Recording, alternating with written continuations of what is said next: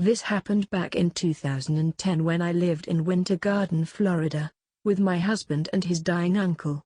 Background: my husband and I moved in with his sick uncle after losing so much during the 2008 housing market crash in the US. Like many of my husband's lawn maintenance customers, we also moved in with his uncle into a condo because his uncle had stage 4 cirrhosis of the liver, and his self-entitled sister and her family refused to help take care of him. My husband, a retired Seminole County Sheriff's officer, important later, and I got ourselves set in the condo's 2 bedrooms as his uncle had himself set up in the living room including his bed. On the first day, we found dangerous black mold caused by a leaky dishwasher. On the second day, we found the master shower had loose tiles and a leaky showerhead. On the third day, we found a nest of brown recluse spiders in the living room. We talked with his uncle about these problems and found out that the slumlord, friends with self-entitled sister, aunt and her family, was refusing to take care of the issues as required by law. We wanted to start legal actions then, but my husband's uncle talked us out of it several times. The slumlord was nice to us so long as my husband's sick uncle was alive. The very next day after my husband's uncle died was a completely different story.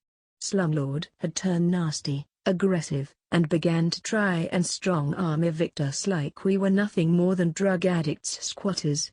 Slumlord even bowed up and aggressively tried to fight my husband when we dropped off our next rent check. He kept telling us that we had to move or else, but yet refused to follow actual FL laws to evict us. Slumlord and his corrupt Winter Garden PD code enforcement officer wife even recruit my husband's self-entitled aunt and uncle to start harassing about just moving even if we had to live in a tent. Self-entitled aunt: why don't you and my RSO nephew just move so they can rent the condo to another senior? Husband: we don't have anywhere else to go yet, and he must go through eviction laws or get into very serious trouble. Self-entitled aunt: you're nothing but trouble. Retired SCSD officer nephew: you've been problems since the day you were born. Get out of their condo and stop being a problem for everyone. Who cares if you have to live in a tent? All of this made my retired SCSD officer husband, who specialized in uncovering corrupted law enforcement, very suspicious. We talked and began investigating slumlord and corrupt code enforcement wife. My first order was to place all rent into escrow with evidence of repairs that have been neglected. Second, I sent a notification of cease and desist of harassment to the slumlord and self-entitled aunt. Next, I researched public property tax records. Woohoo! Pay dirt there.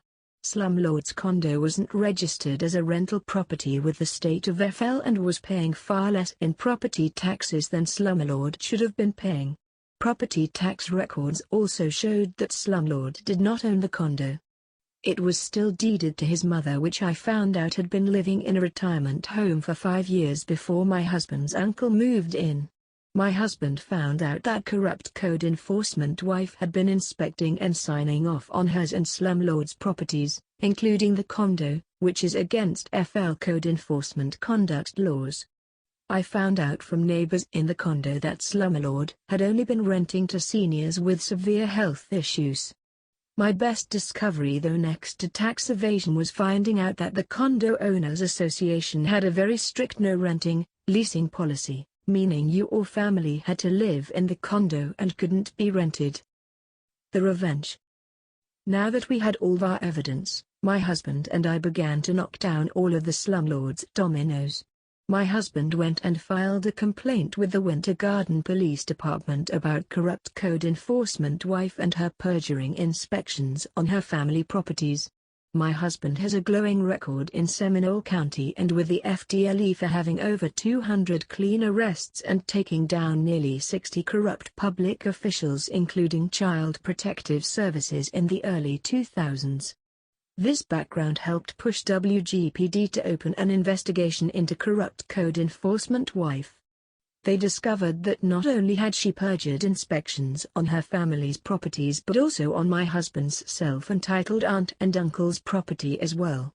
This got corrupt code enforcement wife fired, stripped of her state enforcement officer's license, and convicted of multiple crimes.